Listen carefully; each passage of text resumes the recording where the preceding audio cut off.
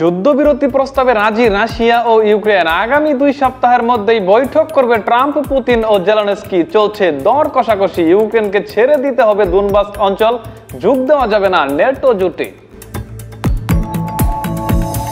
কাতার ও মিশরের মধ্যস্থতায় গাজায় 60 দিনের যুদ্ধবিরতি প্রস্তাবে রাজি হামাস। আবারও আগ্রাসনের মাত্রা বাড়িয়েছে ইসরায়েলি বাহিনী।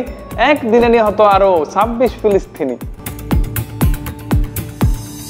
ভারতে ভোটার তালিকার অনিয়মের অভিযোগে আন্দোলনের পর ভোটাধিকার যাত্রা শুরু করেছে কংগ্রেস। বিহার থেকে 16 দিনে পাড়ি দেবে অন্তত 1300 কিলোমিটার পথ।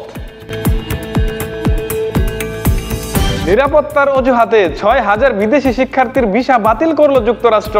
আইন ভঙ্গ করা, সময়সীমা অতিক্রম এবং সন্ত্রাসবাদের অভিযোগ তুলেছে ট্রাম্প প্রশাসন।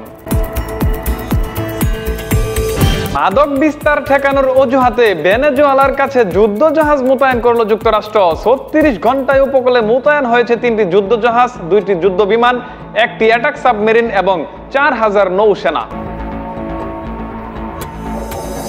যুক্তরাষ্ট্রের শুল্ক যুদ্ধকে সুযোগ হিসেবে দেখছে চীন। ভারত সফর করছেন চীনা পররাষ্ট্রমন্ত্রী। সীমান্ত বিরোধ, বাণিজ্য ঘাটতি ও সম্পর্ক উন্নয়নে চলছে আলোচনা। বাড়িয়ে দিচ্ছে বন্ধুত্বের হাত।